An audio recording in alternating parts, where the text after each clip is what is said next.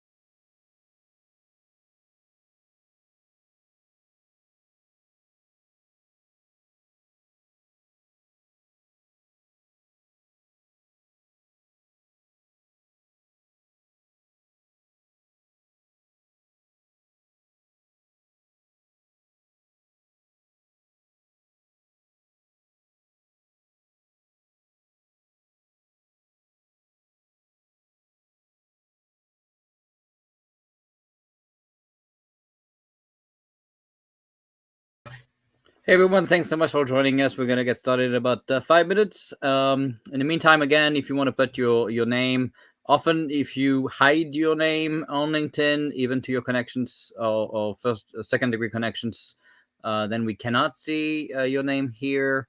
So just mention your name and maybe the company you're with, so people can know. We'll get started in about 5 minutes now. And Gerald, if you want to create a theme song for us, we'll take it, put it on the show. So thanks so much. Stay tuned.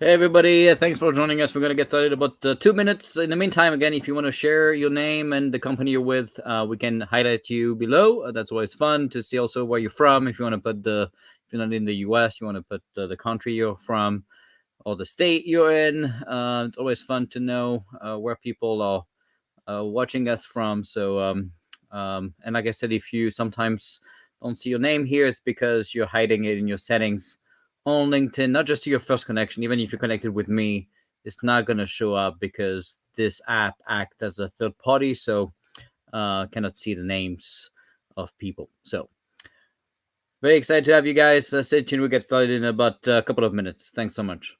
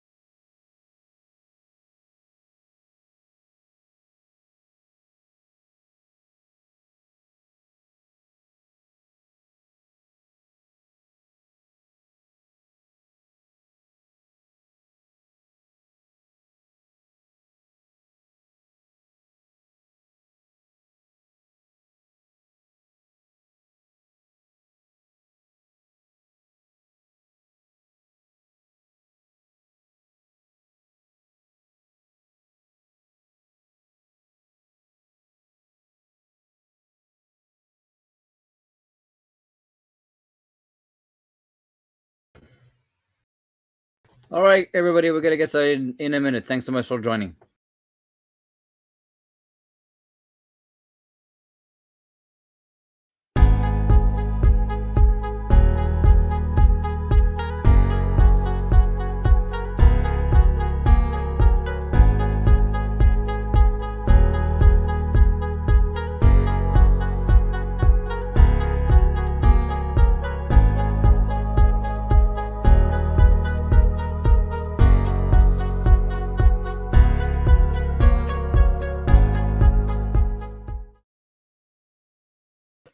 Hey, everybody. Thanks for joining us. Today we have a pretty cool guest. Jeff McCoy is with us today. I have a few housekeeping items, and we have a lot of great people. Hey, Java, how are you doing?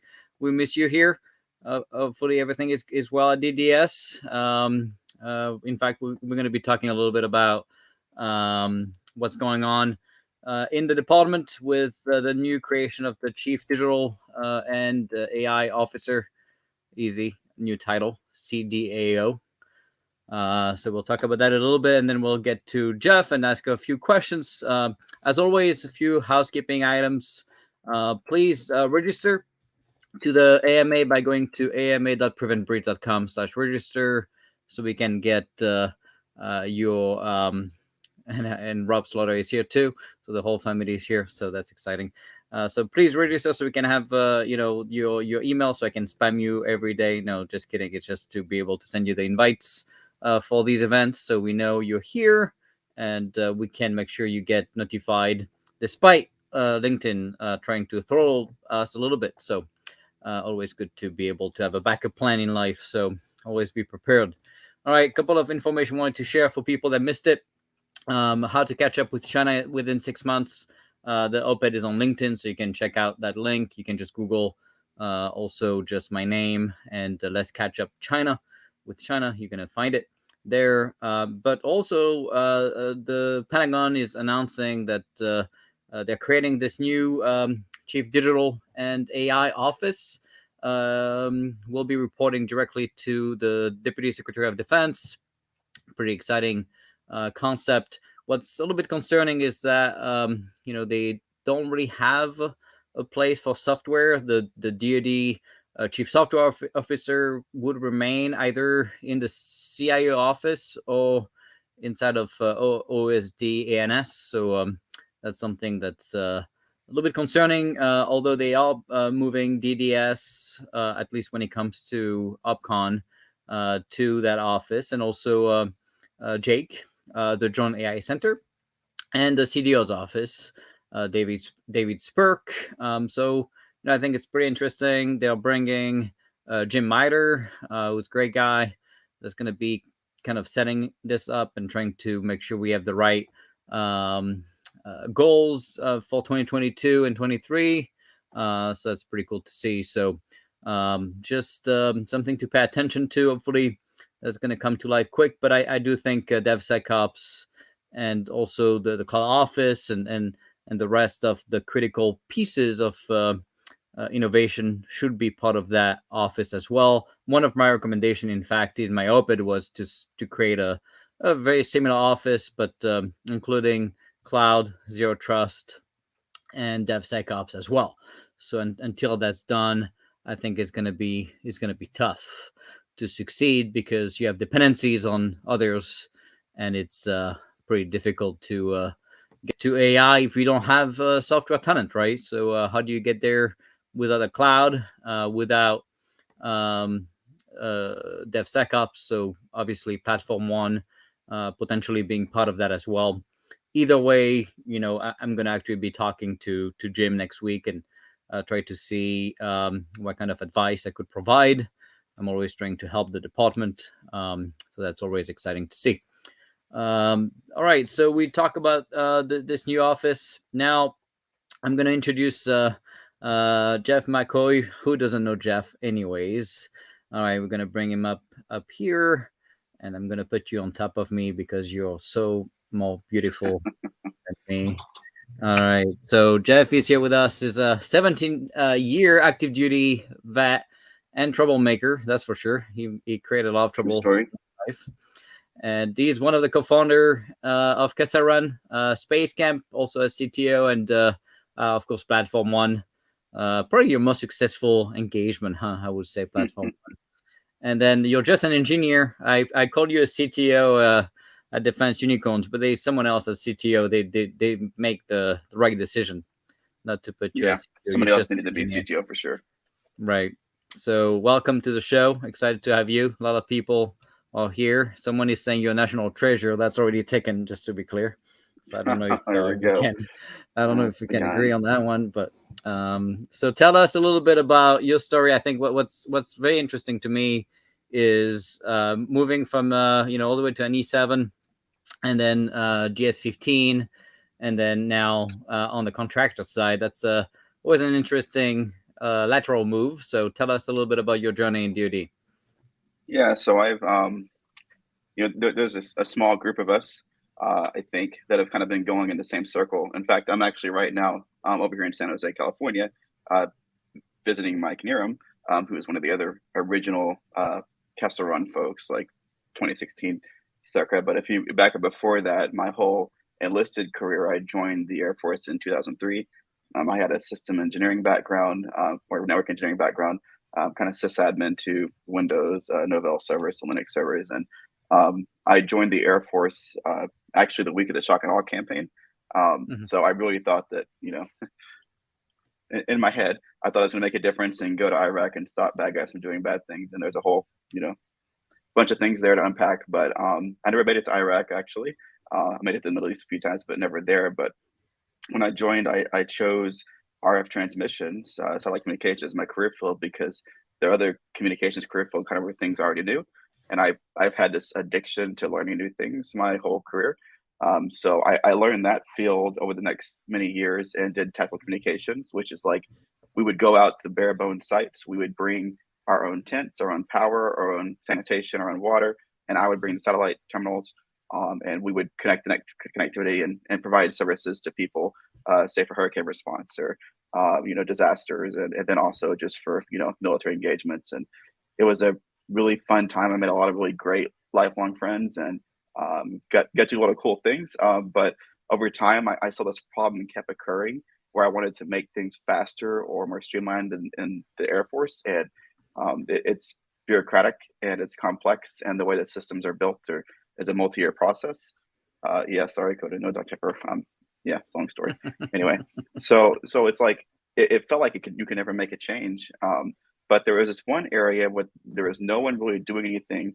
This is early 2000s, and that was in software in the Air Force, and it felt like that was done by these mega contractors over many years, and so there was this niche I found where I could automate things, whether through scripting or through just simple applications, and then some of those I could share out to others, and I started doing that. I pursued a degree in that. I got a bachelor's in that, and then kept building on that until fast forward through many projects, programs, and iterations to 2016 when Enrique Odi at DIUX had this idea to bring Air Force software developers in and pair them with commercial developers, Pivotal Labs in this case, to build software to solve a problem. A fun fact that most people don't know is Jigsaw, which is a very well-known kind of early origin story for Kessel Run, was not named Jigsaw for the application we built. It was actually named Jigsaw because we were originally writing software to replace the Master Air Attack Plan Toolkit, MapTK, this massive system. We drew it on a whiteboard. It was like a 15-foot wide whiteboard with all these different systems connected. And in our head, we were going to replace that system in one app, which obviously we didn't. But we started working on that for a few weeks. We called it Jigsaw because it was so complex. And then, of course, Eric Schmidt, the famous story, he goes out there to Qatar, I believe, and he's like, "This is a nonsense problem. The tanker planner problem is a real need." They were planning stuff on a whiteboard with Excel spreadsheets and with Access database, all this crazy stuff. It was super error prone and inefficient and stressful and taxing on the cognitive load of the warfighters supporting that.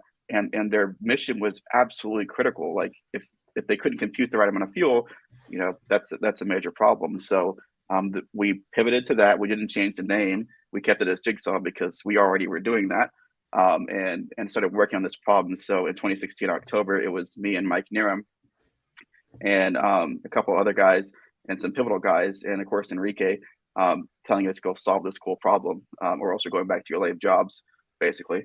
And so we did that, and over a number of months, we got to MVP. We learned a ton.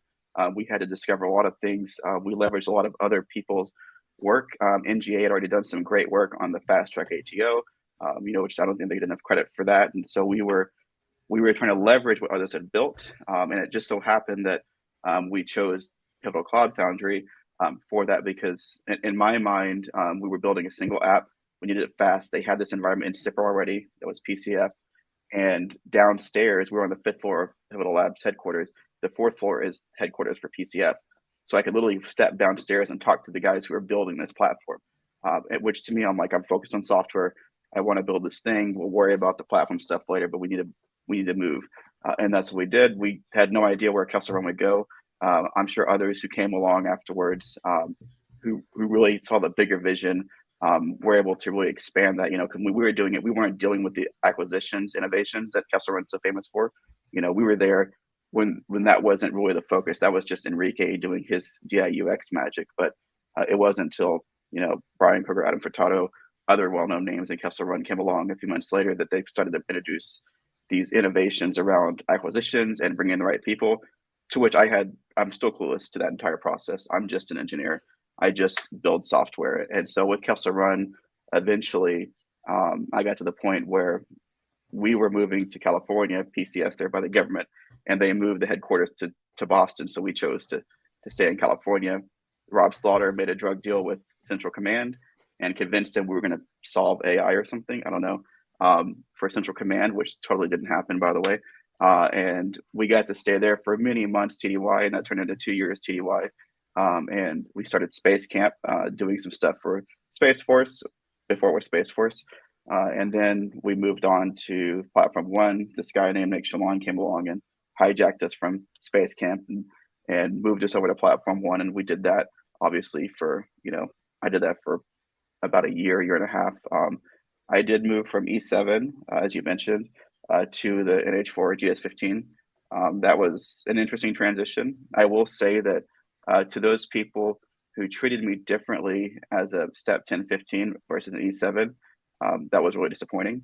I did notice a stark difference in people who would ignore me before, who suddenly were yes sir, and that's not who I am. I'm not a ranked person or a prestige person. I just want to solve good problems, and I never cared about the politics, and so it was a little frustrating to me being in that role because there was a lot of meetings. I wasn't getting to do as much engineering as I wanted to, and I didn't feel like I was very good at it, frankly. Like I feel like I was better at doing code, solving those kind of problems, really at worker bee, than a leader. And I will tell anyone I was not the best CTO at all for Platform One. So when Rob asked me to join this company, I made it very clear that I don't want to be a CTO. I don't want to be a boss.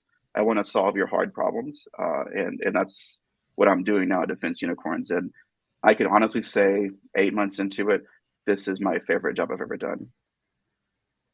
After working with me at Platform One. Well, it's funny. Like just messing with you. You are, for those that everyone knows, I think you can be polarizing for some people, and I see both sides of the coin. There have been many times when you and I have disagreed on things. I've made it very clear, I think, over the years, and I think my job is to not worry so much about the interpersonals. Like other people are good at that, and I'm not, and I know I'm not. I just try to focus on the problem itself and fixing it. Yeah, plus, it only took you a few weeks to catch up and agree with me anyway. So you are just lagging behind a little bit, right? Yeah, whatever stories you need to tell your audience, that's fine too. All right, so tell us a little bit about the work you're doing now with Project Blue and Zarf. Yeah, it's super interesting. So Project Blue is, one of the things I told Rob that I really wanted to do when I got out was like one of the first problems I wanted to work on was what I call air gap delivery. And there's this whole entire problem space in government, kind of because of the way we do security, especially the Department of Defense. But there's this whole problem of like everything, all these amazing tools and modern software assume you have an internet connection, right? They assume that the wire is plugged in, and that's a big problem. My first experience on a top secret network was trying to deploy Kubernetes. and I learned I could do I could yum install kubeadm. I'm like, this is awesome. I can just one command install Kubernetes. But when you try to do a kubeadm init, I think what the command was, whatever it was, to create the cluster, it would try to go pull from Google all these images. And it's like, oh, okay, that doesn't work at all. So it's this whole interesting problem of all these awesome tools exist to help modernize our cyber posture and to help make more efficient our ability to manage, but they assume you have an internet connection. And so that's just not a realistic use case. So my passion was get out and focus on this problem first. It just so happened at the same time that Project Blue was kind of birthing, and that's really it's a collection of innovators and advocates, Bill Baker, Caitlin Costello, a few others that are trying to move the ball forward for their mission sets using innovative techniques. And really Project Blue is focused, as far as I understand it, because I don't know all the Navy terms, so I'll probably butcher them, but we're really focused on, to me, one of the most interesting problems in the DoD, which is how do you put these same modern tools in the ultimate air gap? And there's two of those, I think, in my mind. There's space itself, like, deep space is an extreme air gap in a sense because it's so long to get data to it, right? Because of the speed of light. And then underwater, warfare essentially, so submarines.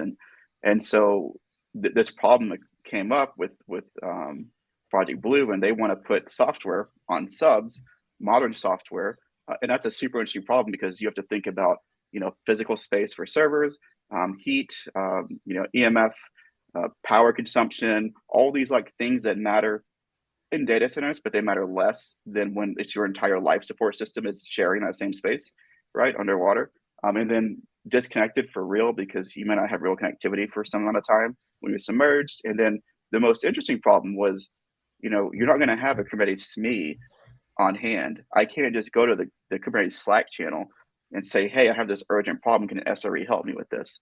Like, that doesn't exist.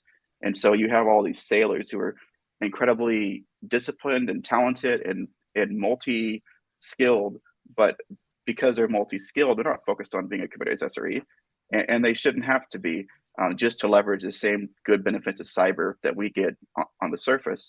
And so in my head, I was like, well, this is the ultimate air gap. And then also this problem of, how do you support the sailor who isn't a Kubernetes expert, who might not even know what the command line is, came about. And so we kind of merged these two ideas with Zarf of supporting the air gaps problem for like big systems, right, in air gap, but also the embedded system like the submarine. Yeah, and when you look at what you had to do with Zarf versus what we initially created with Big Bang, what was missing, you would say, in the Big Bang design that led you to add this kind of Zarf component to it? Yeah, so and this goes back to my feeling my hand tied because of my incompetence at leadership, I think. But I said for many months with Big Bang when I was CTO, we need to focus more like Big Bang as a consumable product and not just a set of capabilities, right? Like an adoption is impaired by a lack of usability. So with Big Bang, it takes a massive set of complexity and brings it much more attainable to the common Kubernetes engineer, but it still is like not that last leg of consumability. And I think that especially for air gap, it's just really painful. And I was frustrated because this is hurting some of our most important customers. And when I was platform one, and I really wanted us to focus more on like, how is Big Bang as a product? I mean, if you think about Windows Server, for example, it is very complex in what it's doing, right? And there's different versions of it, I know, in different configuration patterns, and there's whole different education streams you can do on Windows Server, but some version of Windows Server had a GUI to install it, right? Anyone could push the button and walk through it and get to a server with Active Directory running, right? Or a DNS server running without knowing all the complexity behind the scenes. And that's important for adoption. And Big Bang doesn't have that. So the first thing I started working on was like a Big Bang UI thing. We paused that because of Project Blue, because their air gap problem. And I will get back to Big Bang UI things down the road. But this was I just felt like Big Bang lacked the focus, and probably because of me, because I suck at being a CTO, obviously. It's always your fault anyways. I know. It lacks the focus to be a consumable product and to have that Windows Server-like experience. And so that's why I wanted to do this problem first. So what components exactly did you have to bring into Zarf? If you look at the tech stack, right? Did you have to think about bringing a Git repo? What pieces did you need to get to a full air gap that was missing in Big Bang initially? Yeah, it's interesting. So like, and just for everyone's, essay, Big Bang is it's a declarative model, right? So that means GitOps. So defining terms, right? And GitOps is really about um, controlling all of your flow of configuration through Git version control, right? So think GitHub, but for your infrastructure and your platform. And so that's a super important term to understand for your audience. And so we focus first on getting things in a declarative fashion through GitOps. Well, that's cool, but to do that, you have to have some place to store your declarative, specification.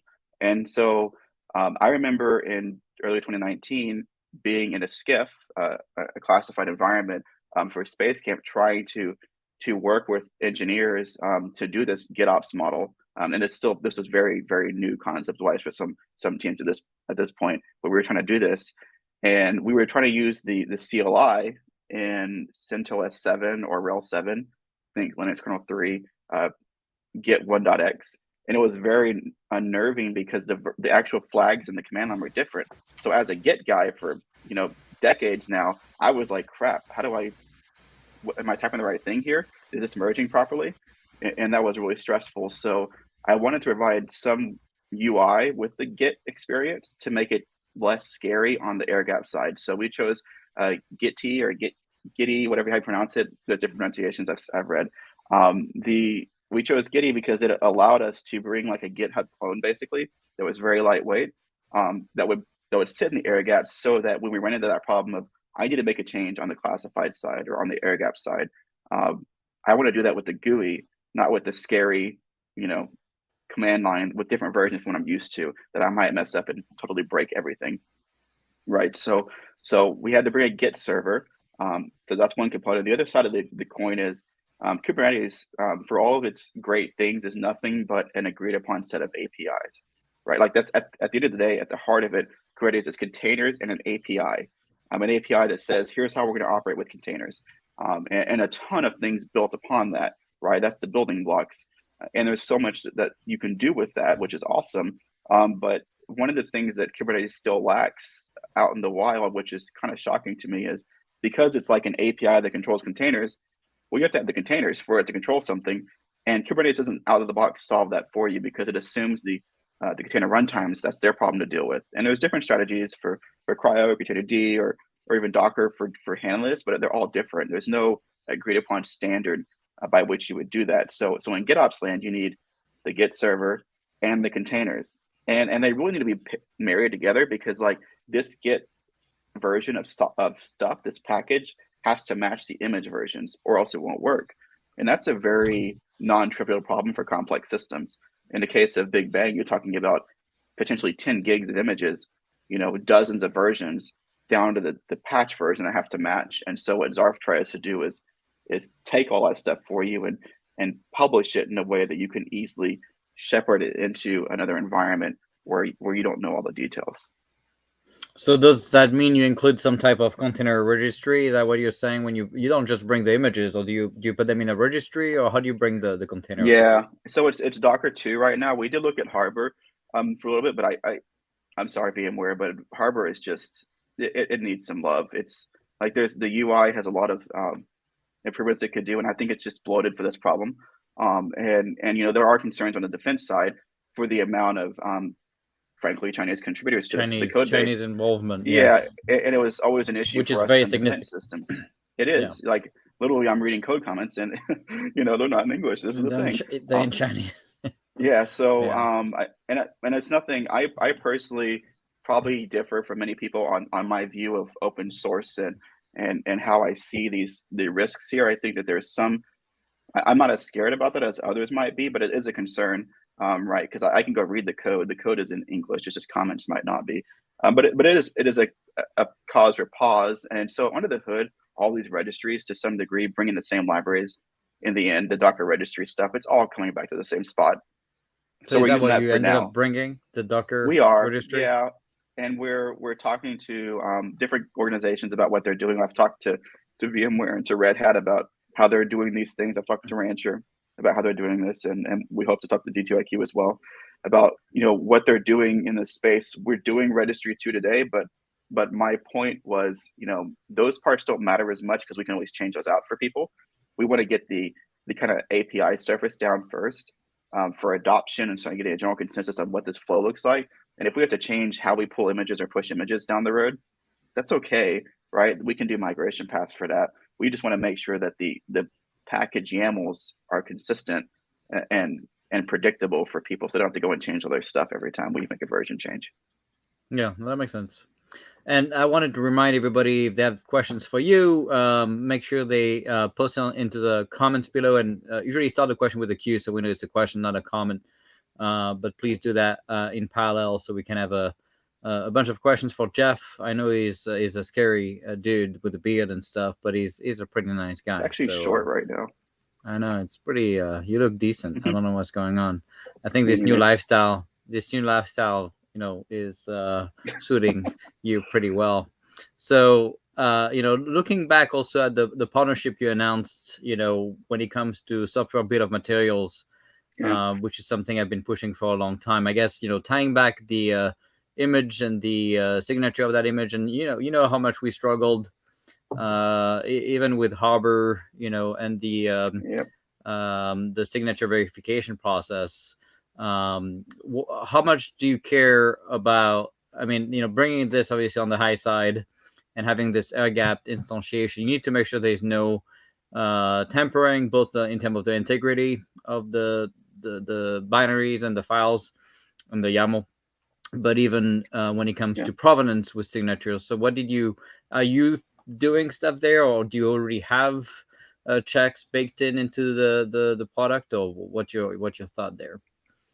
Yeah, so I have this so I'll first say I am not an SBOM expert, right? I don't claim to be, but I do believe in SBOM and really having, like you mentioned, provenance around signatures and proof that you are who you say you are, and we should trust you because we can trust this chain that you've built. And so I think that one of the things that we did early on is I kind of built some ideas in Zarf that kind of forced your hand as far as how the flow of data goes. So like if you look at how Zarf, which we'll do later on in the demo, how Zarf actually deploys its assets, it's only deploying what it reads, and it's checking those things as it reads it, and it's prompting you before it deploys them, right? So for example, on the files that it puts into the file system, because it's one of the things it does, it'll show you the file path it's putting it into. It'll show you, where it loaded it from, if it's from a remote URL on the local side or on the online side, and it'll show the SHA hash for that file, and then in a SHA-256 hash. And before it deploys it, it's going to check that SHA hash. Now,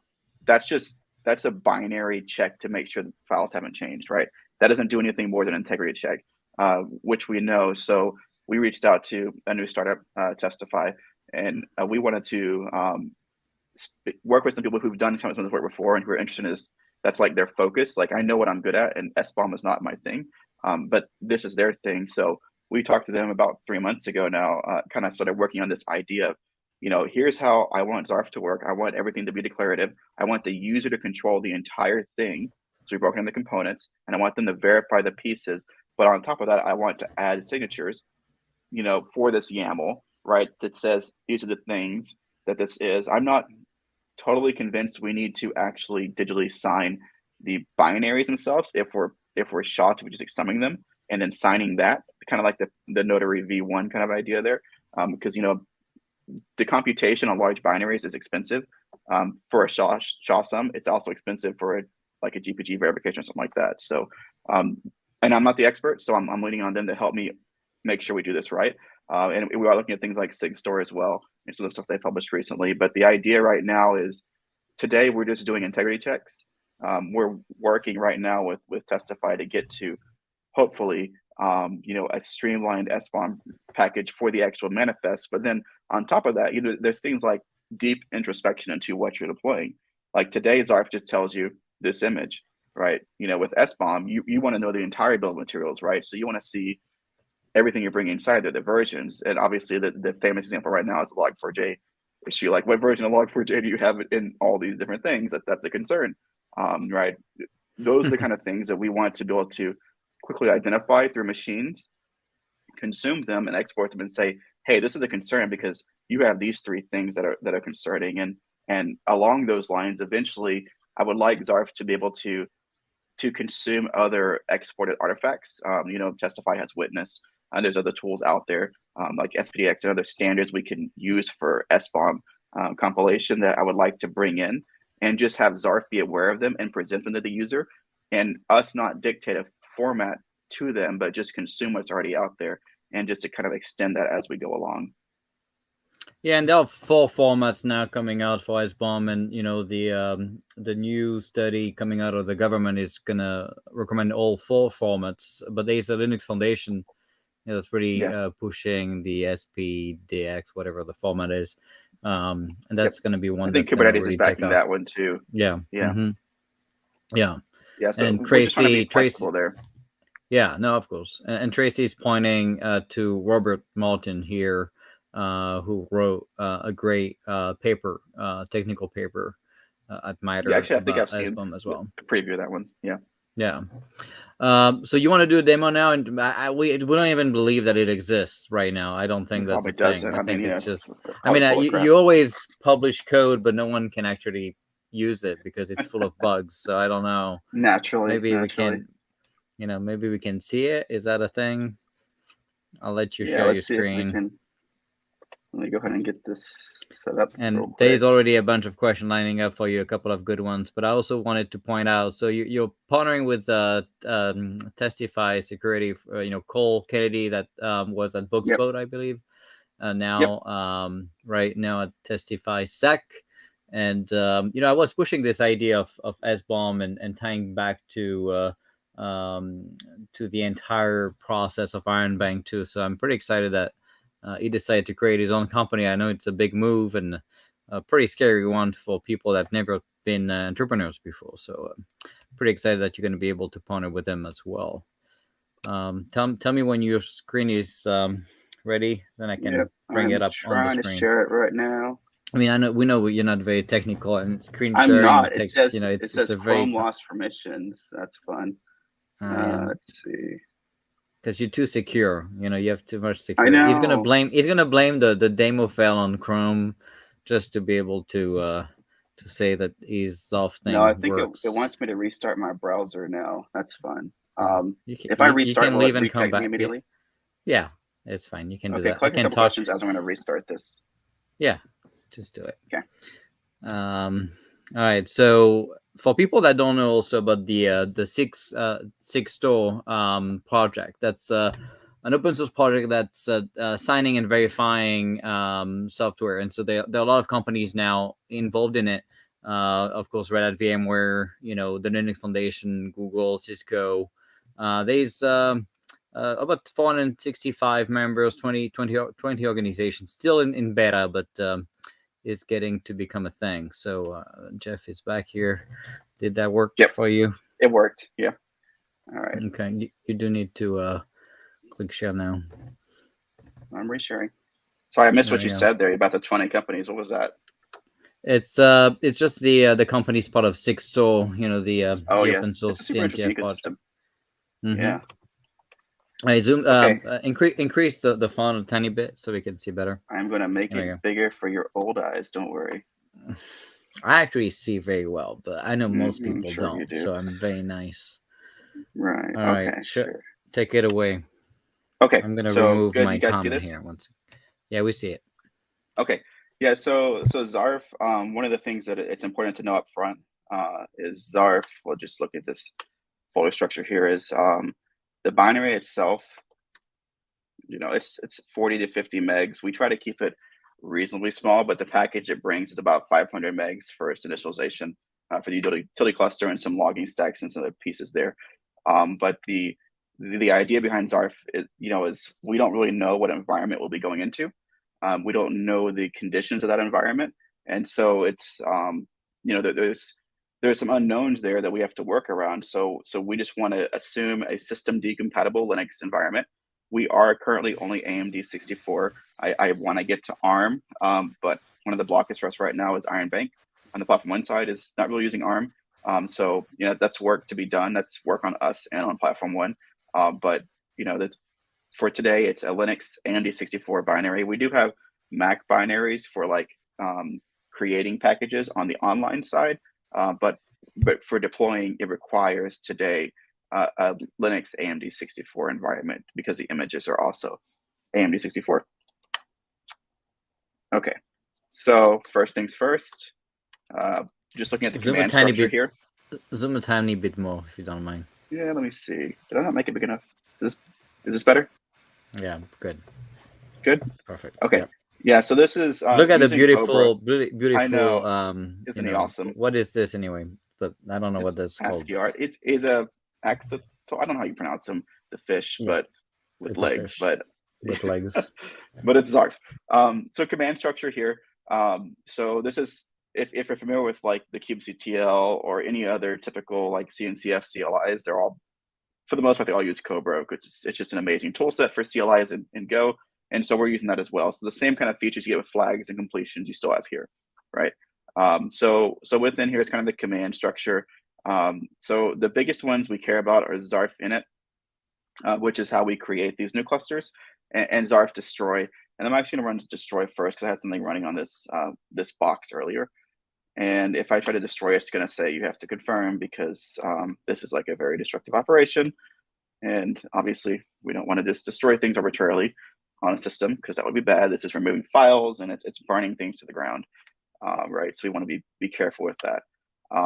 Then back to this command structure again, there's different things here we add, like under Zarf tools, we throw in some helpers. So we have like Archiver, which is Imholtz Archiver 3, which is just a ton of like compression, decompression algorithms. Remember, we're going in environments that might not have anything besides the base OS. So we can't even, we might not have gzip, for example, or the right version of gzip or bzip or whatever we're using. We're actually using Z standard for compression here, which came out of Facebook, now Meta. And it's an open, highly efficient, reasonably memory, inexpensive computation for compression and decompression. It's also what Ranch uses for their K3, or CNCF uses for their K3S stuff packaging. We have this config schema, which lets you generate the Zarf YAML specs so you can have code completion on the Zarf YAMLs. And then registry is basically it's Crane, it's Go Container Tools. It gives you some tools to push and pull images. And if you need to do manual things with the registry, they exist there. Okay, hey, someone was asking. We're gonna. Hey, someone was asking why you're running as root. Oh, that's a good question. So in this environment, right? So we're assuming root on Zarf right now today in this environment. That's going to change very soon. But in this configuration, our entire security posture is built off of using root. Now, I'm well aware of the principle of least privilege and creating a new user. This is partly because of how K3S and KDD operated, because under the hood we're using K3S here. And non-root was a bit more challenging there because we have to do things. For example, we have to disable firewall D when we're using rel. And so there's a bunch of things that you need sudo or root for. And for our target user, for Zarf on the submarine, even sudo as a concept, we can't really explain to them right now. So for us today, root is a requirement for this, and we assume that for the security posture for it. There is currently work to make this movable to a separate user so that you don't have to have root, but there still will be some sudo requirement because you have to do systemd operations, which requires root level privileges. So whether you're root or sudo to root, there will always be some root dependency with the way Zarf's architected right now. Well, it's also very common for management plane that do instantiation orchestration to run as root. It's kind of, and this is the global super user, and we restrict everything down to their permissions. Only you'll see as we create files that they're going to be 600 permissions or 700 permissions or 400 permissions. So it's owner only privileges. So there's no group access and no world access. And this is super important for the kind of the posture we built with Zarf. But yes, there is going to be some root requirement no matter what. Okay, so Zarf init is what we're going to be doing, which is deploy the thing. I'm impressed that there's no typo already, so that's pretty good. I was expecting typos. We're trying. So first, we're going to say, hey, by the way, this thing's going to blow some stuff up, right? You're going to be creating a Kubernetes cluster on this thing, and so it's just going to let you know ahead of time before you proceed. There's actually one more step before it actually becomes destructive, but this is just to save any work at all being done. So we're going to say yes. And then it's gonna ask us for the host IP. Now there's actually a branch I have right now to make all this much prettier as far as the UI with much more explanation. There is some of these commands have widgets where you can press a question mark for more information, but basically you have to have some endpoint to connect to for Zarf. So we're just going to use localhost. But first we're going to look at our different options here. There's actually up here we just merged the master to get rid of these because IPv6 has funkiness. So we're actually stripping IPv6 in the next version. But we're just going to do localhost for now. So does that mean you don't support IPv6 yet? Yeah, right now we're not. There's some other issues we have to go through, and it's just we haven't tested it. So there's we don't have the requirement yet from our customers to do IPv6. It's on the roadmap for sure, but honestly, I just want to see more where Kubernetes goes with IPv6 and how it's used in the ecosystem too. I think v4 is okay today. Maybe in 6 months it's not the case, but I think today IPv6 is, but none of our customers are using it, so it's just not something that's a demand for us. But the project's open source; it's Apache too. So if somebody wants to do IPv6 and open it up, cool. That's great too. So one of the first problems you get into in Kubernetes land, it's interesting if you think about the sailor and the submarine, right? Is I need to create a TLS chain of trust so that I can be presented with certificates and I can trust them and I can interoperate with this environment in a predictable way that's secure. So immediately that presents a problem. Now you need OpenSSL.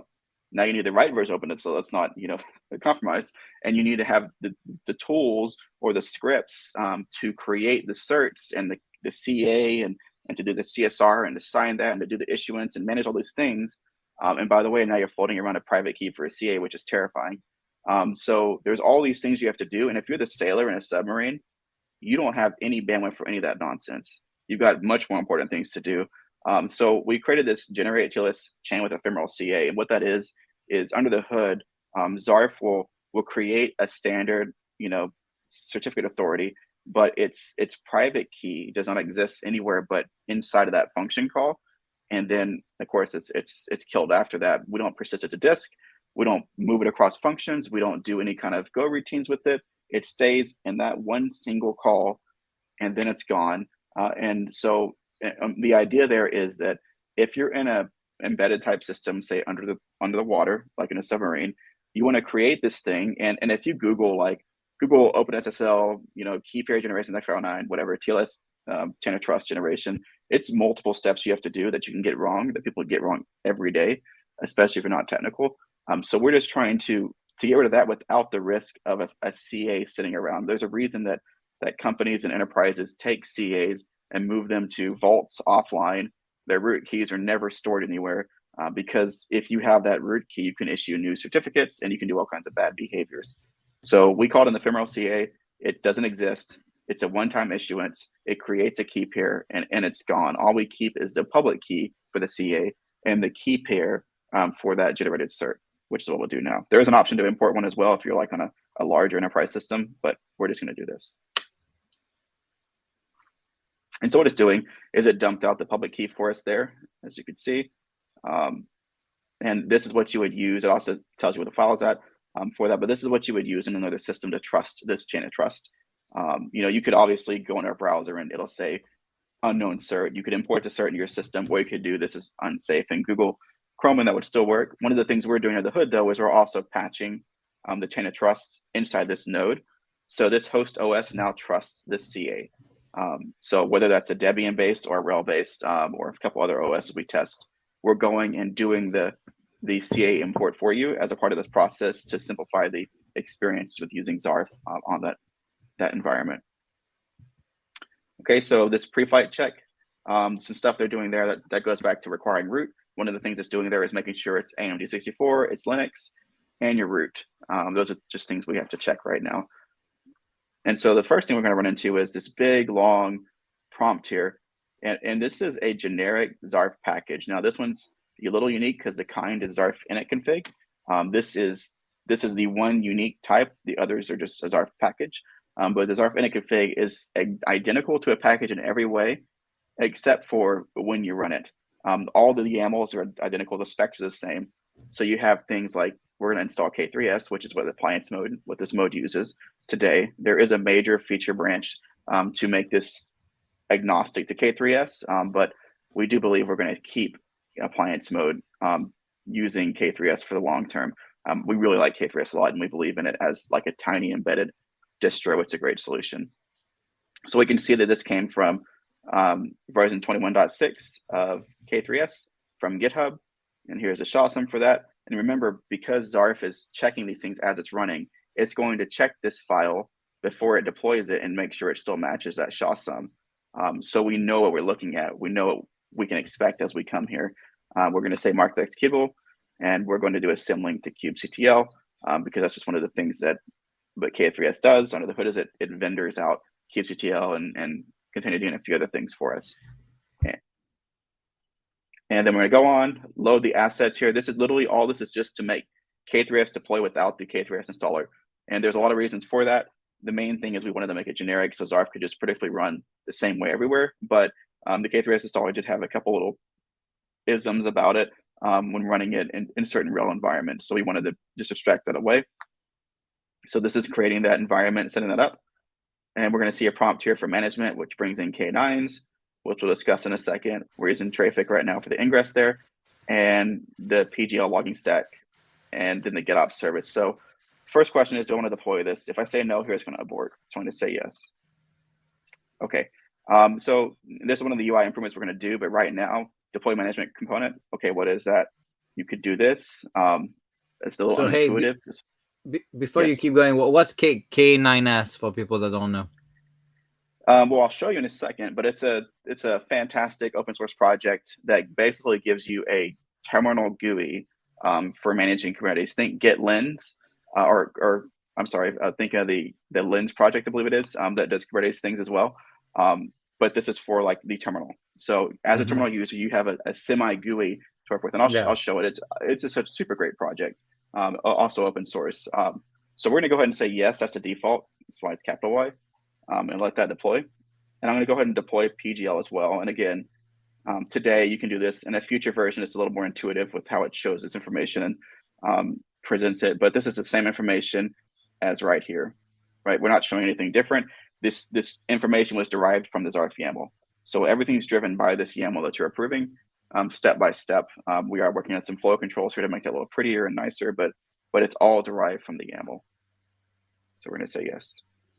But we're not going to deploy GitOps. We're not going to deploy Gitty right now. We're first going to just get this thing running in a basic, very, very basic initial cluster. And while it's baking, Nick, I don't know if you have any other comments or questions while we're waiting for this for a second. Yeah, there was one question that actually resonated with me. It's more a comment than a question, but back to the root thing. There was someone saying, Joe saying, "Hey, it's going to be hard for us, lowly contractors to be able to run this stuff on the high side as root because we don't have most of the time that access. So that kind of limits, who can do what." What are your thoughts there? Is there a way to enable people that don't have root access on the high side to be able to do this kind of stuff, or you do have to have root access, I guess? I think it depends on your container runtime. And I don't know, like, okay, you install Docker, right? Docker requires root to install it, for example, but then you can set up a group permission for Docker so that your user has access to it.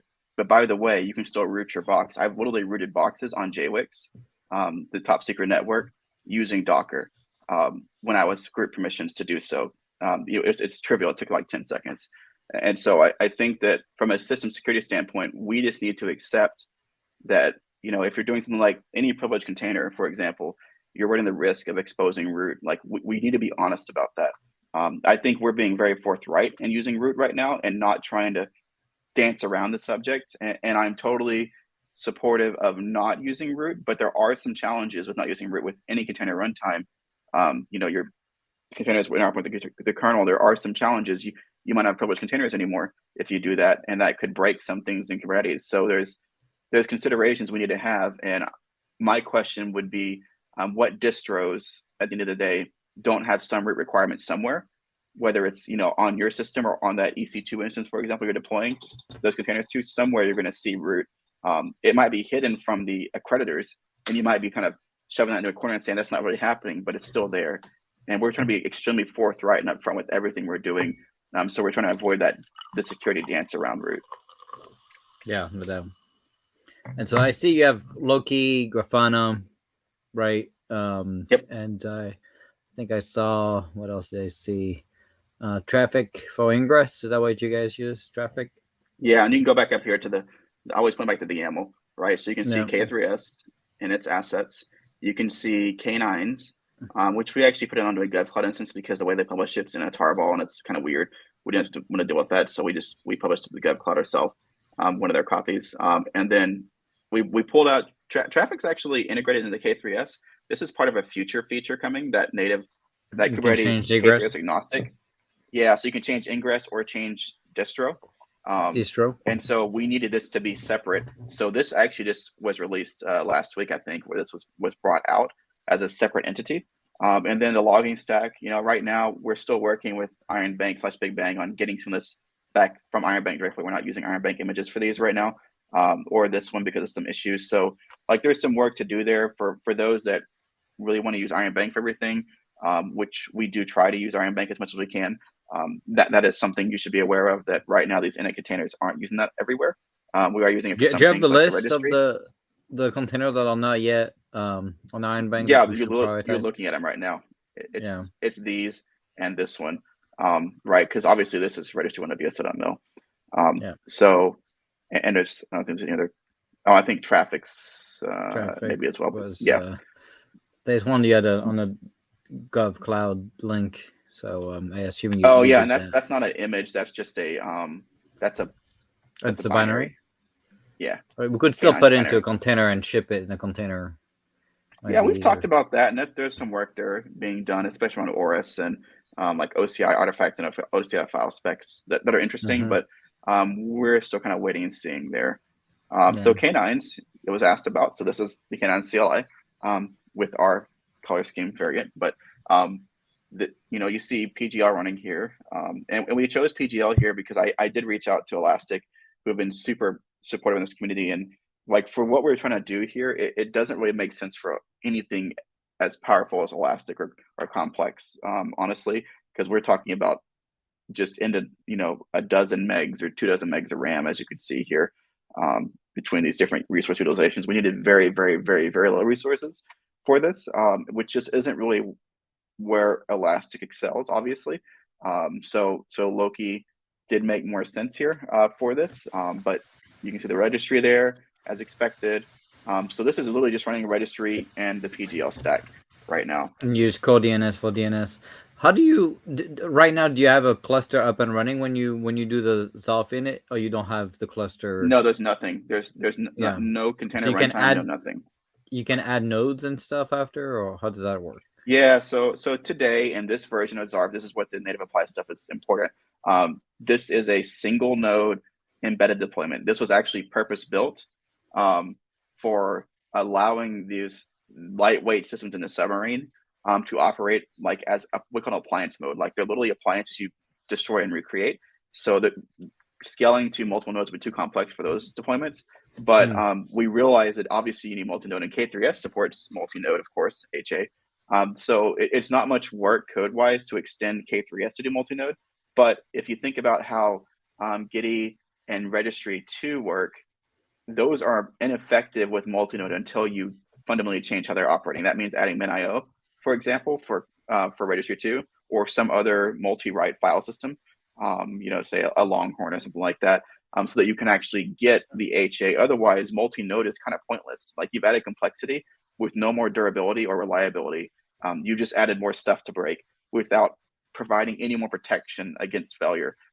So you need to expand that, which is an open issue for on Zarf, to support not just multi-node at the cluster level, but the applications themselves have to be able to do HA multi-hone support, and that depends on your storage classes and other things as well. Yeah, so I was yesterday with the founders of Minio, so I'm sure they would be pretty excited to help there.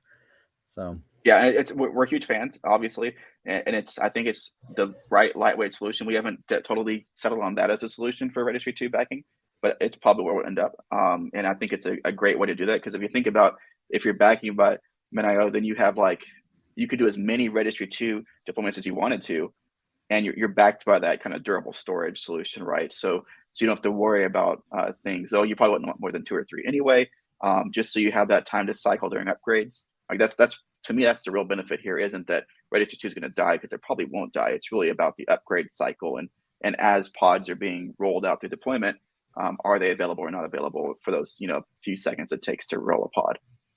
So how do you bring your application layer containers into this if you're a team running? I mean, you don't just want to run a cluster empty with a bunch absolutely. of supporting services. What's like as a customer, right? What do I bring? How do I bring stuff on top? Yeah, so the entire point of what I just showed you, and what's super interesting about this whole design in Zarf that I'm actually really happy we settled on, is we're dog fooding the process for applications to deploy on top of Kubernetes, right? So the Zarf init process is identical to the Zarf deployment process for packages, which we call packages a collection of data and software to deploy a set of features or capabilities.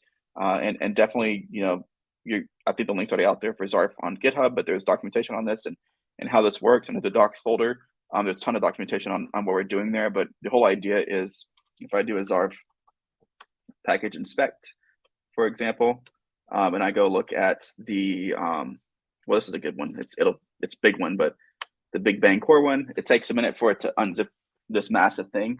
But to look at what this package provides, there's a bunch of stuff happening there, and it's providing a bunch of things to us in different modules or components that we can look at, and it's really good to kind of break it down in the functionality. And so everything we saw with the K3S deployment is kind of the same idea here. You have these components, which I'm sorry, it scrolled off the screen because of my terminal emulator here, but what you can see, there's a whole section of Flux missing here, unfortunately. But what you can see is, like, we have these files here we're bringing in. It's an optional component called Kubescape. Then there's a component called Big Bang Core, which brings in the Big Bang manifests and all these images, right? These are the different versions for that release. Do you bring the mesh? You bring the mesh into this? Yeah, this brings everything. So this is Istio, and this one's actually Istio EFK. All the monitoring tools along with that, and then I think there's Twistlock on here and a couple other things. So this is all the Big Bang Core cyber stack components. Mm-hmm. Like, this is a very large one. I just wanted to show you, like, here's what it looks like for a bigger one. But if you go back here and go look at these other smaller ones here, it's like the one that we How do you know what's inside a package? Can you see what's inside before executing it? Yeah, that's what we're doing. I'm doing a package. If you look at the command I just ran, I did a Zarf package inspect. Inspect, yeah. Yeah, so it's not installing it. No, it's just showing you what's in there. In fact, it runs this identical command. The same code runs before you install it anyway. So, like, this is a tiny one. This is a Doom example. And we did the Doom game, by the way, because not just because it's Doom and it's funny, but because the actual problem we were trying to solve or demonstrate was, can you deploy legacy DOS applications in Kubernetes? And Doom fits that, so we use DOSBox to run that. You just wanted to play Doom on the air gap side. There's that's what that's it the was. Thing too. Don't lie to us. So this is a Zarf package config. It's information where it was built. I actually did this earlier today. So you could almost have the SBOM tied to this too at some point. That's the intent. Is have all the SBOM in here as well down the road. And this is the one component we're going to deploy. So if we go ahead and do that, remember we have this cluster here that's empty, as a reminder, right? So if I'm going to go ahead and do Zarf, you can actually do a Zarf, like, there's a shorthand. You can just pass in the actual tarball, and it'll do the same thing. Or you can do the wizard. Is that a tarball? The ZST, is that a tarball? Yes. Yeah, it's a Z standard tarball. And just for file size reference, the Doom example is 3 megs, but Big Bang Core is 4 gigs compressed. Right? Yeah, but we bring a little bit more value than the game. I don't know about that. Doom's pretty awesome. So I'd really like to debate that a little more. But yeah, so we're going to go ahead and do Zarf package deploy is the other way to access these commands. And, you can see here there's, kind of different options here. You can specify through automation. Like, wizards prompt this whole time, but everything in Zarf can be automated, right? So even though there's a wizard prompting you back and forth, you could remove the human yes, no stuff. Yes. If you pass a confirm in the component list, you're good to go. It'll work the same. Like that. And you can also skip the SHA-STEM validation if you have to for certain things. That's something we don't recommend, but we tell people it's a possibility because sometimes things are broken and you just need to get the crap working immediately. And so we're facilitating with warnings, other options, but we're just going to do a Zarf package deploy, and I'm going to tab through. I wish that there was a cool way I could preview more information about these packages than just the name. And it's complicated because if we did that, we have to bring a separate file because we have to compress this stuff. And I looked at like multi-stage compression in different ways or metadata on the file, but that's not portable between OSs. So this is what we have today. You have to pick the package based on the name. And the way this name is generated is in the package YAML we'll look at in a second, this name matches. So Zarf package appliance Doom, which is appliance demo Doom, right? So the way we build these is based on the name that the user provides when they create the package, which we try to help identify things so you can have your own kind of business rules about defining those packages. And so we're going to go and say yes to the single component. There's only one component here, and it's required. So it's not going to prompt us for a component this time because there's only one. So it's just going to install it. And after this updates, what it's doing is it just injected that image into the registry, that embedded registry. And so if we go here to K9s now, we're going to see the Doom thing pop up in a second.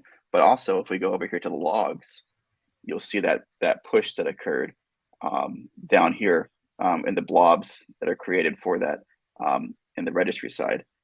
And so, of course, up here now, you have this guy running and just waiting for us to hit Doom. So if we were to, let's see here, just so you can see the SSL as well. 27001. Maybe if I more this, you can see the rest of that. Or not, it's not cooperating. Terminal node is awesome.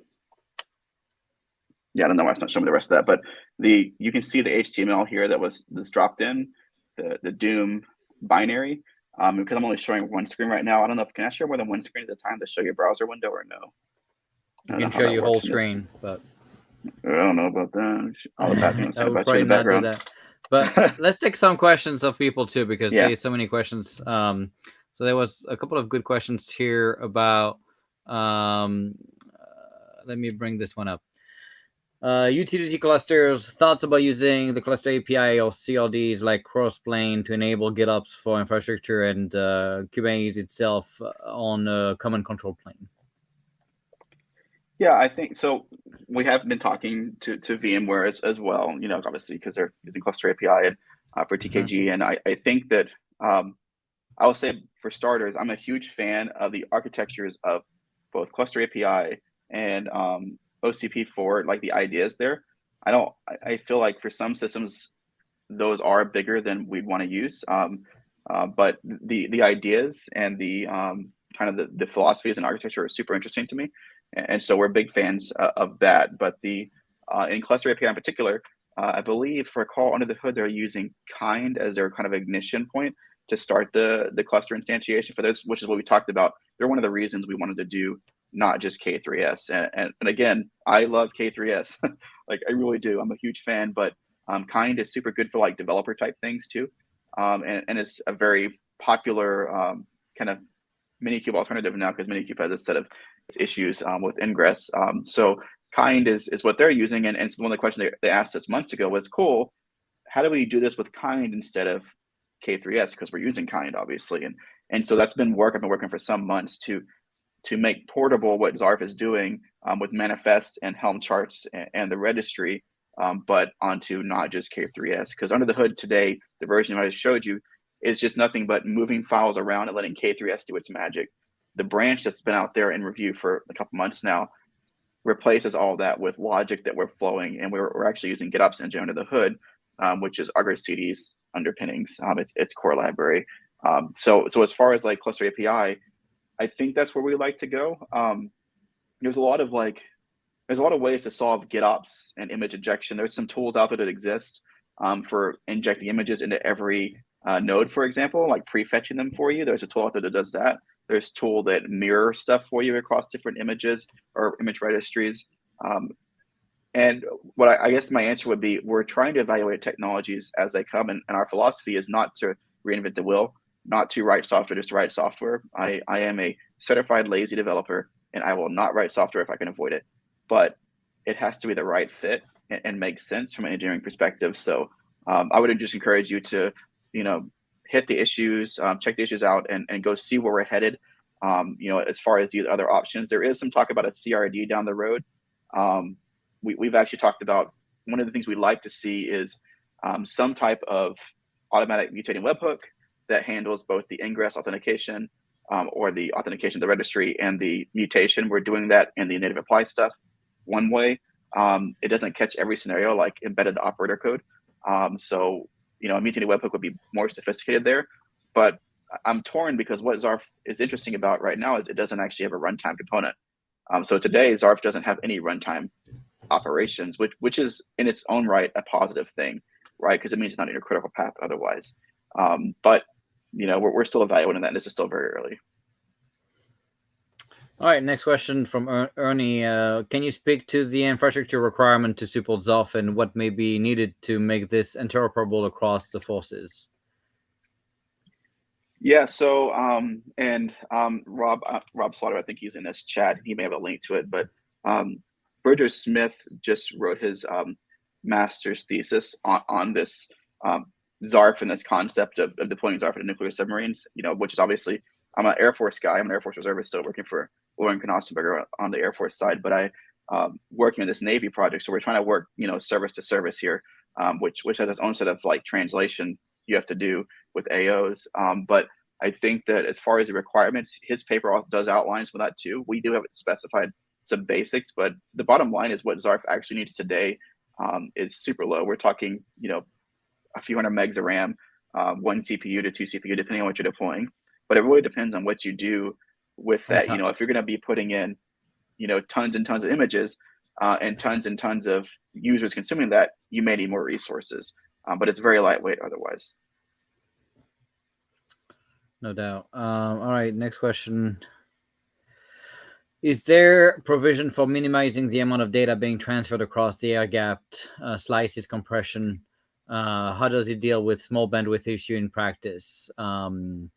Server-side helper to provide smaller pieces, up-to-date versions that the client already has. Kind of incremental updates. Are you dealing with any of that data stuff yet, or that's not part of the scope yet?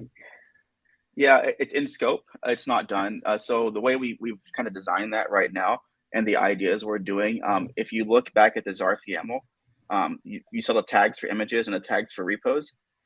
So we're only pulling that version of the code revisions. We're only pulling that image tag. And the idea here is in a future version of Zarf is to take that concept one step further. And by the way, we've done like layer-based slicing of OCI in the past and other tools.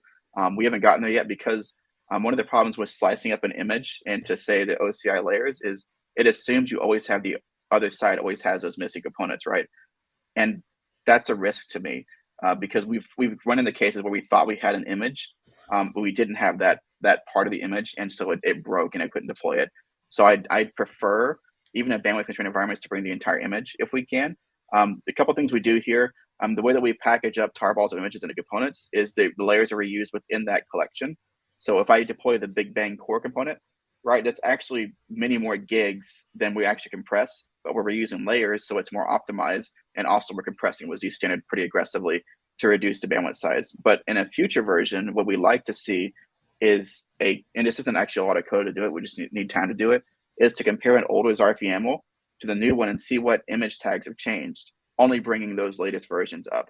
Because that just makes sense, right? So like if only 3 of the 10 images, for example, arbitrarily have changed, why would you bring up the other 7 if you already have those? And I think it's a little different than bringing up partial images. I think this is more complete because you're still bringing up everything in that particular package. And the way I see this happening is when you do a Zarf package create, there'd be a new like Zarf package update command.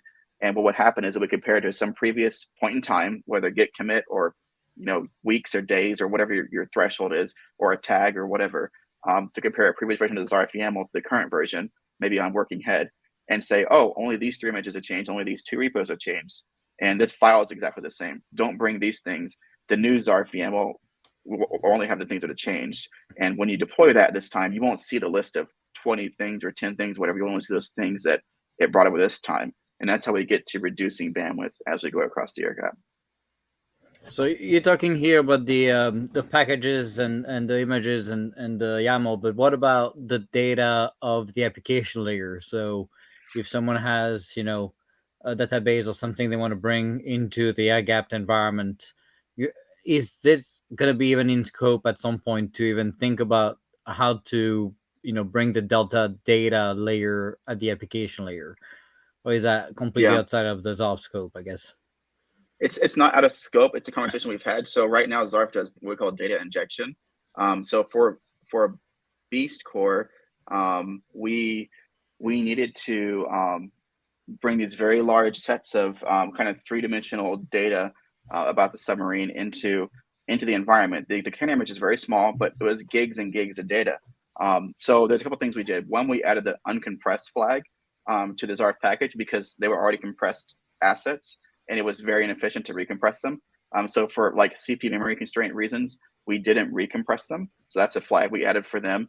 And the data injection stuff today is pretty rudimentary. What it does is it has this line of life cycle that occurs, and you can specify an init container or a pod to look for, and it will go inject the data function through kubectl copy and a couple lifecycle hooks into that container for you. And so the way this works is, in the case of Beast Core, is it starts up an init container first with nothing, just waiting for those data assets to occur. And once they're complete, it then releases that to start the rest of the pod lifecycle to boot up, which allows us to flow the data in. What this does not account for is that's an 8 gig file or whatever, for example. If I have to redeploy that, that's an 8 gig file, or if I update, that's an 8 gig file to update. What we've done with them, we're experimenting with LFS and Get LFS. If you look at it historically, I believe it started back from Microsoft for the kernel when they were bringing Windows kernel over. And Get LFS is super powerful, but they've very clearly said in their issues more than once in GitHub, we will not support air gap. That's not our problem. But some clever people have found ways to support air gap and some ways to kind of get their metadata mapping into air gap. And so we've tinkered with that. What we did on the online side for Beast Core was move them to LFS instead. So the container syncing is through LFS. So the long pole in the tent here is if we can start moving to the Git repo stuff we're doing to support that as well, which is kind of where we like to be long term, then we can get to the differential data with Git LFS. And some people may not like using Git LFS to move large chunks of data. I think it's actually great because under the hood, all it's doing is SHA sums of blobs of files and tracking them with pointers, which is literally what every file system you'd ever do to move files around would do anyway. It just happens to do with some structure. So I'm actually a big fan of it. It's just LFS today in its current state in Git land does not support that model with air gap. Fortunately, we're not actually using Git directly. We're using GoGit, a library that's Go native. There's no external dependencies there. So we have a lot of control of the flow of data anyway. So I do believe we can get to the point, and I think this is months down the road, to where we can actually handle LFS in the air gap, and that will be our long-term solution. So next question by another Jeff. All these kinds, the Zarf init config, all the CRDs, or on that Bootstrap Kubernetes K3s cluster, or is it parsed by the Go binary itself? Yeah, so those are just binary things. We chose that format because you're right, it does look like a CRDs. It's just a familiar format for us. We have no active CRDs or controllers we're deploying right now in the cluster. This is all happening in the binary, and there's a very good reason for that. We want to be able to destroy and recreate the cluster over and over, hundreds of times, thousands of times, right? So we need to be outside of the cluster lifecycle completely. We just happen to be using the kind format as a way internally to Zarf to track what type of package it is. And I'm very open to, like, if you guys as a community think that's a bad idea, please tell me. I just chose this because it felt like it was a good familiar pattern that from Kubernetes land that we've used. Yeah, you also love to create tech debt and fix it later. So, Touche. That could be good. All right. So next question is, what kind of certification process do you think should exist for third-party libraries and open source software? They did a 45 scan of an open source application, and the results were kind of yikes. So what would you recommend? What would you recommend for to organizations in terms of what should they think about when they are assessing software out there? Yeah. I think that and I have my own opinions about Fortify. As a software engineer, there's some things that Fortify I just want to, yeah. Anyway, I won't say anything else about that. But you're right. There are some scary things in the wild. I think that the simplest thing we can do first, and this is probably counterintuitive to what most people would say. I do believe that the SBOM component is the first good WAG we can do because it tells us everything else first, right? Because if you look at software in general, most of the software is not in the thing you're using. It's in the libraries that you're pulling in. Like most software is not just your little piece of the software, even for large applications. It's the tens or hundreds or thousands of libraries you're bringing in and all of their vulnerabilities. Now, obviously, SBOM in of itself doesn't tell you, am I using this function and is this function compromised, right? So like I can see that I'm using version X of software A, but that's not going to tell me if I'm using that function call and if it's vulnerable necessarily, as far as any tools I've seen. But it's still a good kind of very rough draft about risk tolerance. I think that's the first thing we can do. That there's already tools out there to do this. There's already automation that people are building, some open source and proprietary, that we can start leveraging today. And I feel like that's the most useful thing first. I mean, I was a Node developer for many years. So front end development, I did that a bunch. The Node ecosystem is literally terrifying. Like if you look at the security posture, it is, I think a dumpster fire is a nice way of putting it. It's crazy. And I think it's because it's so accessible, right? For junior developers, that it's just like, I found a new jQuery library for the backend, right? It's like, ta-da, this new thing that's like jQuery, but it does it for whatever server stuff. And there's crazy stuff out there. And I think that we need to understand the risk of everything being brought in, because some engineers will just bring in a ton of stuff they probably shouldn't bring in. And personally with Zarf, we're always trying to whittle down our dependencies as much as we can. For example, one of the last versions we just changed, we got rid of a Docker dependency that we had for parsing the Docker URL because it kept having CVEs pop up. It was super annoying. It's like, we don't even need this. It's just this one tiny thing we're using for this massive library. Let's just re-implement that natively. And it's very little code for us. It was like 4 lines of code, but it gets rid of that problem and that constant vulnerability train we're seeing. So I think the first thing for open source scanning is just scan your dependencies. And as far as, certifying and scanning the products themselves, I actually don't have a good opinion there, to be honest. I don't know what the right tool is, and I haven't looked enough myself to really think about that. So someone asked the question, how do organizations outside of the Air Force access and contribute to the approved repo found in Platform One? So I'm going to give my answer for Platform One, and then I'll kind of tweak the question for you when it comes to contributing back to Zarf as well. But when it comes to Platform One on Repo One, we have the ability for people to go and, of course, create issues and potentially contribute code if it's just, a simple engagement, or if it's just one commit or something simple. If we have organizations, we see the VA, we see the UK, the MOD in the UK, and other organizations trying to do more engagements, have people embedded inside of Big Bang, inside of Iron Bank. We had the same with Lockheed Martins and all these companies kind of contributing back to the Platform One repos. Those people get vetted and get dedicated access to different repos. So when organizations are serious about partnering and putting skin in the game and trying to contribute more actively, that's the right discussion, is to reach out, probably to Philip Record, to get in touch with the right people to see what the process is to become an approved contributor as well. When it comes to Zarf, I guess if people want to start bringing some of the features and the capabilities you're talking about, or maybe accelerate the journey with Zarf, what's the process to do that? Yeah, so we do have a contributing guide. We probably could use some more cleaning up, but we have had some external contributors now, and this is like a super important milestone goal for me personally. I really wanted to be involved after government in a legitimate open source project.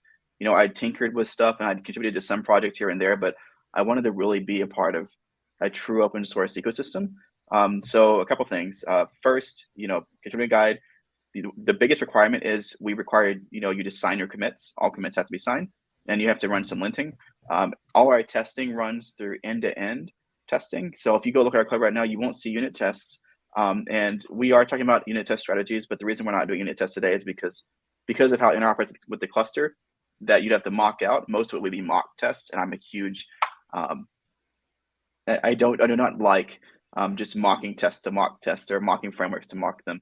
I feel like it's an easy way to cheat and just to get code coverage, wins, but not actually test real things. So we aggressively do end-to-end testing. That's starting real infrastructure, starting real clusters in GovCloud and building those up and testing them.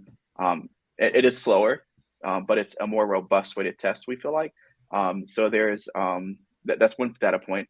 And then also we're actually starting, I think it's, and Rob, you can correct me if I'm wrong, but I think it's actually this week we're going to do our first meetup for Zarf. So we're going to start doing these regular meetups every week or two for developers and for users to kind of basically just go through and chat. We'll be using Gather to do that, to talk about Zarf, to talk about what you want to work on, what things you're seeing in the backlog. We do have the issues out there. Feel free to grab an issue and work on it. Just let us know you're working on it, so we don't waste our time doing the same thing. And then also, we're really trying to just build this ecosystem. And so one of my big goals with Zarf is to eventually get into the CNCF sandbox, which isn't like difficult, but we do have to work with our Navy partners who are funding this. And Project Blue is, they are the reason I'm able to do what I'm able to do. And so I want to make sure that our Navy customers are okay with what we're doing here, and they understand all of that means to donate the project to CNCF eventually. And so we're still working on that process and what that looks like. But I honestly can say I love contributions, and we are thrilled that people want to participate. Yeah, and apparently you guys use Gather, right, to do these Gather. meetups. Is that pretty cool? I've never tried it, but it looks pretty good. Gather's amazing. It's so much fun. It is for our all remote organization like Defense Unicorns. It is the difference between success and failure for collaboration. If I could just take a minute to talk about that, the Defense Unicorns had our first virtual retreat a couple months ago, and so we were going to meet in person. We were going to have everyone fly out there, but then COVID Delta variant was getting kind of crazy, and this is, I guess, it's about 4 months ago now, and this is before my mom got sick with COVID and whatnot. But we were planning this. We're like, well, what do we do? Because COVID's going crazy again. The Delta variant's cropping up. And so we decided as a company, it was too much risk for the employees and for each other. And we all talked about it. We canceled our flights. We canceled our reservations. And within a couple of days, we pivoted to doing everyone go find a hotel or an Airbnb or a cool destination locally to go break your normal cycle, right? And just go meet and gather. And it was such an interesting experience. One of the most interesting and profound things we did was one of the retros. I've done a bunch of retros, both in person and online. The online ones always suck, and the in-person ones, when they're too big, are hard because there's can't reach the sticky notes or whatever, or share the whiteboard, and it's kind of hard to see everything. And it was the most interesting thing because with Gather, we had these virtual boards set in different parts of the room, and so it was either breakout teams. We'd all go to those different breakout groups, and as you come together and gather in the space, you start seeing each other's video and audio, and it kind of fades in and out as you get closer or farther away. And so we could see collaboration in real time with the people in that breakout group, what we were working on, at the same time that we could also see in the background the work of everyone else from the digital boards. And when we came back together, it was all organized in there automatically because it was all digital. And so it was this really eye-opening experience around kind of intuitive operations in a virtual space that I just hadn't seen before. And for us, Gather is core to our culture of not taking ourselves too serious. The systems we work on are of national consequence. They are incredibly important systems, and we support FDIC and Medicare, Medicaid, and lots of other partners outside of the DoD and commercial partners as well. And the systems are super no kidding serious. So as a company, even with our mascot Doug, the unicorn, we try not to take ourselves too serious. I think that there's a level of humility and a level of kind of laugh at yourself that if you have that, you're a better, more effective engineer and able to listen to other people's opinions better, which is challenging for engineers sometimes. Yeah, and that's the video of Gather for people that don't know Gather.town. It's super fun. How much work was it to set up, I guess, the whole engagement when you have to create these kind of rooms, and is that a lot of work or is that pretty streamlined and easy? It's very intuitive, and I think it's really funny. We have a couple experts on our team who build really great gather spaces, and like we have a go-kart track now and some go-karts in there, and there's like a pub room. There's a meetup. There's Zarf has its own meetup space for that, and we have tons of rooms and like different. There's an auditorium with some speaker places. Like it's crazy how big our Zarf little universe has gotten within the business, and we're 25 people. We're not huge.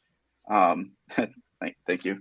We're not massive, but we love the kind of engagement we have right now, and the not taking ourselves too serious and just enjoying working on hard problems and getting stuck and frustrated by technical things, not frustrated by people and interpersonal things.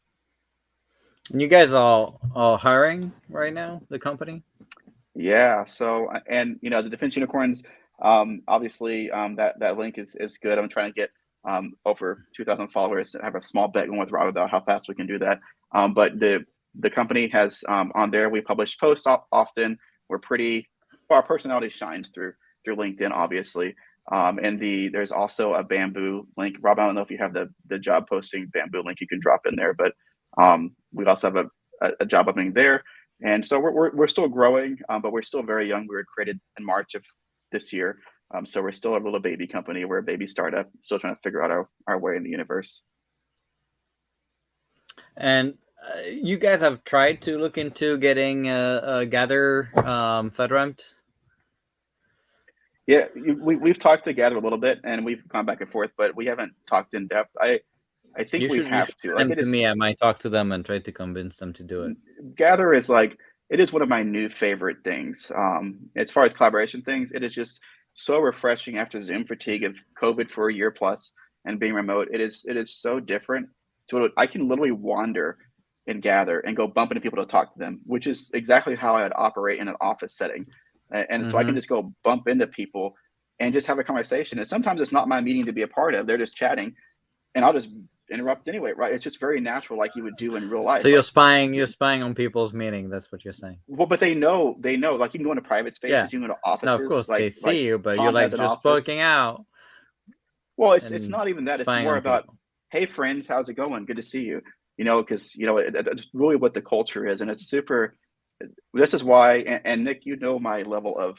I've already had like 15 complaints about being here in San Jose, including the lack of Dr. Pepper, and any other. Anyway, so I'm not easy to be satisfied long term with things. No. Yeah. You last about a day. A day is your max. So with a car. If you buy a car, it's gonna last maybe a month. I've been going through cars for a few months. That's a problem too. But I started with Defense Unicorns in March, and I still love Defense Unicorns as much or more than I did when I started, which is a pretty big deal for a diva like me to say. And anyone who knows me knows I'm kind of high maintenance. And I told Rob when I first met him that I'm a toll road. I will get you there faster, but it's going to come at a cost, and that's my personality. Which anyone who's worked with me knows I'm kind of high maintenance, so it is what it is. Yeah, but not too bad. It depends. It's a great experience. So here is the job posting for your company what now. What is that PHP stuff? That's a weird. I don't know about that. I know. I mean, I gotta say that suspicious. It's all over the place. Just saying. I mean, the number of WordPress I thought it was a websites. dead language. It's so weird.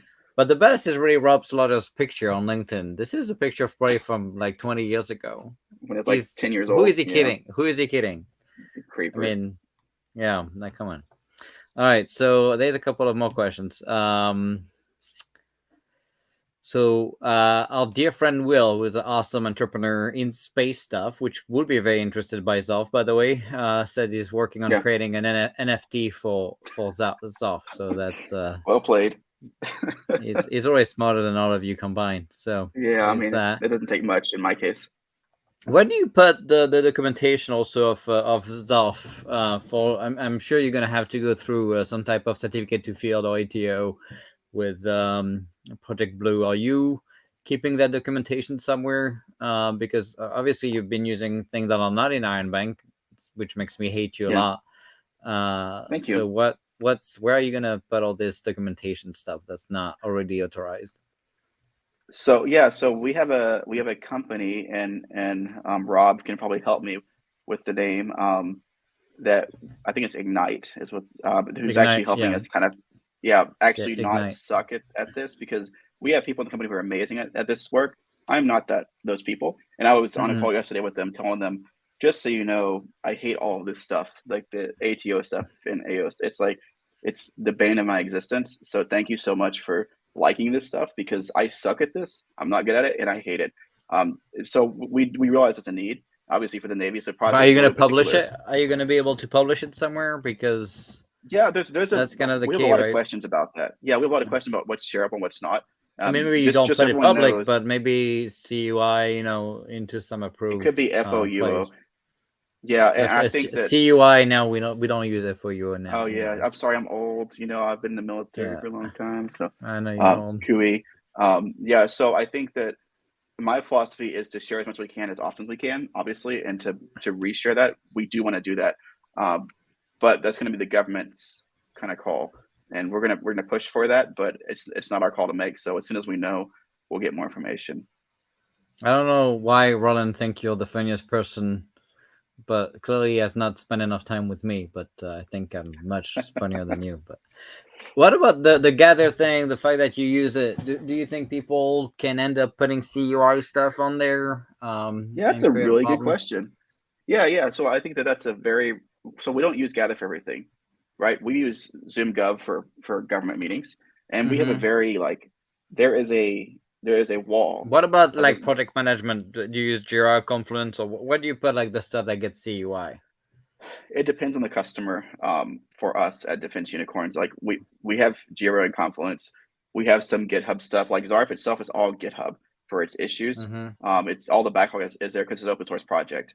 But we're very careful with how we phrase things. We can't just put the nuclear submarine needs this, right? That's not a thing you would put. But we can generically put things. But how do you deal when you have issues? Like when you have bugs, you're deploying it on the high side, and you have issues. You can talk about those issues back on the low side. So you can, in a way, not through talk around, because that's illegal too. What we do is we try to reproduce issues unclassified locally, not using their data, right? So user A says, hey, when I do this command in this OS, I see this problem. That's reproducible on a test. We can do locally. No big deal. We don't have to say this customer is seeing that problem. We can just say we're having this issue. I think every responsible open source organization has to do anyway. You can't just codify these vulnerabilities essentially, or bugs, to the public and associate them with users, but you can identify things and fix them. And we have a security response stuff we do as well. But for the most part, it's not been security bugs. It's really just like functionality bugs we've seen. We haven't had any vulnerabilities pop up yet. We will, but we haven't yet. Knowing your code quality, I mean, I can expect that. There should be 1,000, right? I mean, ridiculous. Probably China is already in. You just don't know about it, right? I mean, like the grid. You're like the grid. So what is the final? There's no more questions. So if people have last questions, please put it into the comments before we let our dear friend Jeff go to coding, which is really what he's best at doing instead of talking. Only thing I'm good at. Right. So what do you want to share with people before we let you go? For example, why would you say it's important for people to get more engaged in DoD work? Why are you guys not just doing commercial stuff? It was really hard for us when we I think I left active duty 3 years before retirement, which was a big deal, and it's stupid in some ways, right? I mean, I was 3 years from not just some ways. Right. I was 3 years from a lifetime pension that couldn't be touched, and I walked away because I really felt like I was hamstrung by what I could do as an E7 in an environment I was in. Even though Platform One and Nic and Lauren and others were, and Dr. Weber at the time were huge supporters, there was always people who would see my rank first, and that would inhibit my ability to be effective with them. That's an unfortunate reality. And I just got tired of it. I got tired of the moves and all the crazy stuff, and I wanted stability for my family. So I left, and when I left, I really felt like I was unfinished. Like one of my goals as an early airman that I said more than once in my performance reports or interviews was I wanted to change what the Air Force does tech. That was kind of like my goals, is fix Air Force tech. Not that I had any way to do that, but I wanted to like do my little part to fix Air Force tech. And that over time morphed into more software things because I was focused more on like IT at the time. And I feel like with my role with Lauren as a reservist, plus my role here at Defense Unicorns, I can still affect that kind of change. And so I like doing commercial stuff, but like I told my friend Mike here, more than once here in San Jose, he works for Google, and they do some cool stuff. And his canary tests are with like in the millions of people. Like he works on Android on a dialer, and so when he makes a canary test, it's going to touch millions of lives, which is cool.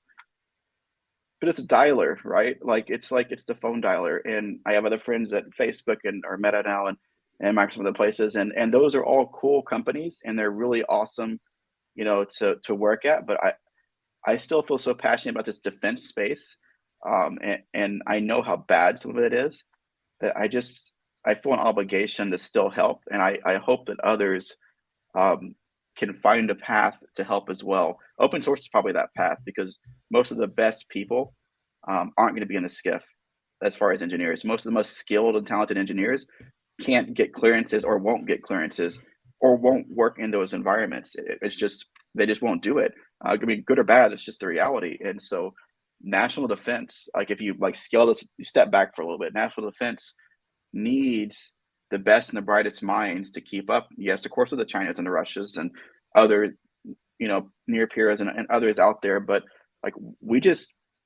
there's many unknowns too. We don't know how good these other entities are necessarily. We have ideas, but we should just keep pushing forward as a nation. And I know that there's some politics and some complications, some people who don't support war, or don't support some of the national actions, and that's a decision you should make, right, as a person. But for me, I joined the Air Force to go fix Iraq through shock and awe, and I was completely wrong, and it turned out to be not what we expected, obviously. But that didn't stop me from wanting to help our nation, and to pivot to what mattered. And even if I disagree with some national policies from whichever elected leader it is in power, I still love this nation and know that I want the best for my family and my friends. And part of that is just ensuring the future of this nation, and that we have the best and brightest work on its problems. And so that's why I feel like at Defense Unicorns and these other like-minded organizations that sometimes it's kind of annoying to work on government stuff, the bureaucracy, and it's hard to get paid on time or whatever the stresses of that. But it matters because, I mean, if we're not going to do it, who is? Yeah, and I think people also don't realize the deterrence aspect of having the best of breeds. When you look at potentially preventing a war from happening just by being strong enough that China is going to think twice before invading Taiwan, which is probably something they're going to do before 2024. So that's something that people need to think about when they are anti-war. One would argue giving best of breed capabilities to DoDs probably going to help not only save lives, and you've seen it recently in Afghanistan with the bombing of 7 kids, and of course there was no action taken no accountability on the DoD side for that action. But and people see that and they take a step back and wonder if they should still help DoD, and that's a good point, right? But at the same time, if we had better tech, maybe the strike wouldn't have happened that way, right? So there's two more questions for you. I guess very similar. What is the DoD like to work for? So when you think of not just, I guess, when you were on the inside, you are not always empowered. I would argue if you come back now, you will be probably in a different setting. I get as an E7, you probably don't get as much leeway as GS15. But what would you tell Tim here about DoD? It can be like having a root canal, but it depends on who you find, right? So like I can't say enough good things about the people I've worked with at Project Blue, at Kessel Run platform, one of these innovative organizations that are trying to do the right thing. Like there's, for every 1 or 2 bad apples in government defense who just don't care and just don't have a heart, there's many more who do, and who are strangled by the complexity of the bureaucracy. And it's not that anyone's like, yeah, we love bureaucracy. It's a big system, and it's hard to pivot that ship. And so, there are people, and you have to find them. We found them with Bill and Caitlin in Project Blue and Bridger, that are really finding a way to move things faster than normally you can be able to. And working with them is just like working with people in my company, which I love doing, right? That it's actually fun to work with them. Whereas there are others, it's to no fault of their own sometimes, it's just really hard. So I think the most important thing in DoD partnership, if you want to be successful, is finding the right partners who get it, who are passionate, but have a means or some idea of how to maneuver the system, whether that's, the guys in Army Software Factory or Kessel Run, or these other software factories in the Air Force side, or the Navy efforts for modernization that are occurring. Finding the right partner will be breaker failure, success or failure for you when it comes to your actual partnership with DoD. Yeah. And last question, I guess, what is your reaction to the Log4 event? Yeah. So I was reading through the actual attack a couple of days ago, and I mean, it makes sense. Like it's bound to happen eventually, I guess. But I just think about all the Java applications that I've built that use that over time, and it's kind of scary. How it's everywhere. It's I mean, Keycloak, It was my freaking network appliances at my house, right? Like I had to patch my network appliances because they were affected by it, which is scary. But I think that there's some things we can do. Unauthenticated, right? So it's unauthenticated. Yeah, so it's just literally anonymous attacker. But looking back at the way that LDAP call works, and I haven't dug deep into this, and I'm not an expert, but I seem to recall it does have to query back through an LDAP connection. So like there are some stuff at service mesh level, like if you were using a service mesh to do layer 7 inspection, egress could also rules, detect. I mean, so many IDS IPS now detect the requests on the way in, anyways. But there are things that could be done to mitigate or prevent that already today, or people could be doing. And that's where like the selling point of a Big Bang Core or these Kubernetes technologies is we can go deeper into the network without buying physical network appliances that are super expensive to maintain. In cloud, they're ungodly expensive. To sit there on the egress, you can have your entire network aware of what's going on and do interesting problem solving there. Yeah, and I think that's even more important to think about the SBOM piece, because now with SBOM you're going to be able to. I mean, people heard of this and they're, I don't use it, right? But then they don't know all the dependencies and dependencies of dependency that could be using it's just a black box then. And so it's tough, right? So having the SBOM, I think, is really part of the solution there, particularly for rapid remediation when it comes to 0 days like this. And the mesh could potentially, filter some of that stuff, on the both on the ingress, right, and the east-west traffic too. So, yeah. All right. Well, Jeff, we were lucky to have you today. Sorry, go ahead. Yeah, I was going to say real quick for SBOM, if you don't understand your dependencies in open source projects, it's still black box, right? Because all those dependencies are not black box to you, unless you're going to go and read tens of thousands of libraries, right? So I think that there's still like an imperative. We must understand.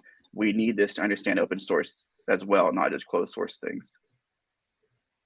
Yeah, no doubt. And that's why it's not just for open source, right? It's for everything. Yeah. And I think, with the present cyber executive order pushing the government to adopt SBOMs, it's going to be then mandated to companies to do the same to get contracts. So, I think that's great. How many people do you have now contributing into Zarf? So within the company, we have active 3 people working full-time. A couple of people kind of work tangentially, and then some within the company just work to familiarize and document and help. And then I think that where we're at right now is we're looking for other partners to help us. Obviously, with Testify, they're going to be coming in to help as well for the SBOM side. But really, the team itself is probably 3 to 4 people on a daily basis talking. Yeah, so you've done a lot in a very short amount of time. That's cool.